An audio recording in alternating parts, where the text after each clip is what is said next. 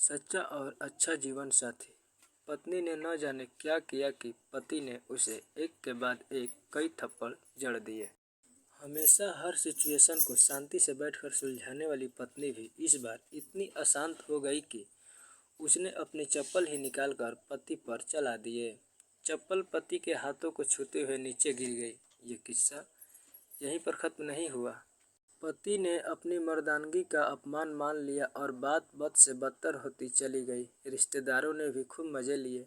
किसी ने कहा, जो औरत अपने पति को चप्पल से मार सकती है वो ना ही तो वफादार हो सकती है और ना ही पतिव्रता। ऐसी औरत परिवार के ही नहीं पूरे समाज पर कलंक की तरह है।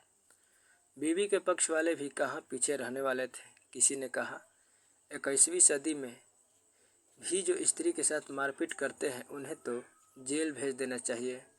तो कोई कहता, जरूर इसको कोई और पसंद आ गई होगी इसलिए अब पत्नी से मारपीट करने लगा है। बात कोर्ट तक पहुंच गई। दोनों पक्षों ने एक दूसरे के खिलाफ केस फाइल कर दिया। पति ने चरित्रहीन होने का तो पत्नी ने दहेज और शारीरिक उत्पीड़न का आरोप लगाया। 3 वर्षों से अधिक समय के लिए केस चला था। 3 वर्षों के दौरान दोनों पत्नी अलग अलग रहे थे। इन 3 वर्षों के दौरान दोनों पक्षों के समर्थकों की संख्या कम हो गई थी। पहले जहां दोनों पक्षों के समर्थकों का समूह होता था, अब गिने चुने लोग रह गए थे। पति और पत्नी दोनों की आर्थिक स्थिति भी काफी नीचे गिर चुकी थी। जिन्हें वो अपना शुभचिंतक समझ रहे थे, पैसों की बात आते ही उन्होंने भी अपना पलड़ा झाड़ लिया था। अगर कोई देने को राजी भी हुआ तो मोटे ब्याज की शर्त पर। आखिरकार वही हुआ जो सब चाहते थे, डाइवोर्स। हर कोई खुश था, दोनों पक्षों के रिश्तेदार, उनके माता पिता और दोनों के वकील। लेकिन 5 साल की सुखद शादी और एक सुंदर बेटी होने के बाद मिले इस डाइवोर्स से पत्नी मुक्त थी और पति शांत। शायद ये एक इत्तेफाक ही था कि इस खुशी को मनाने के लिए दोनों पक्ष के लोग एक ही चाय की टपरी पर बैठे आमने सामने। इत्तेफाक इसलिए क्योंकि ज़्यादातर लोग जो एक दूसरे के विरोध पक्ष को सपोर्ट कर रहे थे वे एक दूसरे को अच्छे से जानते भी नहीं थे।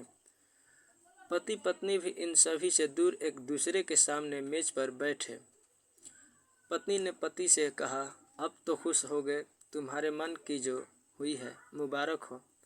तुम भी तो आज जीत गई हो। मुझसे तलाक तो तुम्हें भी मिल गया, कंग्रेचुलेसन। पति ने कहा, तलाक को तुम जीत का प्रतीक समझते हो? पत्नी ने पूछा। पति चुप रहा। थोड़ी देर की शांति के बाद पति ने कहा, मुझे तुम्हें 3.5 लाख रुपए अभी और हर महीने 8,000 देने का आदेश है। अभी मेरे पास पैसे नहीं है, इसलिए हमारा मतलब मेरा जो सिटी में फ्लैट है उसे तुम्हारे नाम कर देता हूँ। पत्नी बोली, लेकिन इस फ्लैट की कीमत तो 18 लाख की है।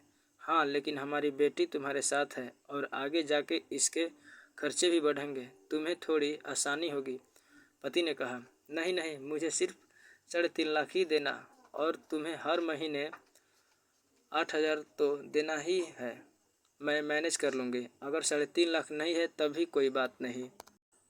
पत्नी बोली। दोनों फिर से शांत हो गए। पति सोचने लगा कि कितनी भोली और समझदार है ये औरत, जो कुछ समय पहले तक मेरी पत्नी थी और अब अनजान ये वही है जो कम से कम खर्चे में घर चलाती और पैसे बचाकर मेरे जन्मदिन और बर्थडे पर हमेशा मेरे लिए नए कपड़े खरीद लाती। कभी बीमार भी हो जाती तो पैसे बचाने के लिए मुझे मालूम न होने देती और घरेलू नुस्खों से अपना इलाज कर लेती। मगर घर में कोई और बीमार होता तो तुरंत डॉक्टर के पास लेकर जाती। मेरी ही मति मारी गई थी कि मैं ही अपनी झूठी मर्दानगी के चक्कर में इतनी बड़ी गलती कर बैठा। उम्मीद करता हूँ कि इस कहानी ने आपके दिल में अपने जीवन साथी के प्रति भाव, प्रेम व एक अलग स्थान हासिल किया होगा। ऐसी कहानी सुनने के लिए हमारे चैनल को सब्सक्राइब ज़रूर करें और वीडियो को लाइक और शेयर ज़रूर करें। कहानी सुनने के लिए धन्यवाद।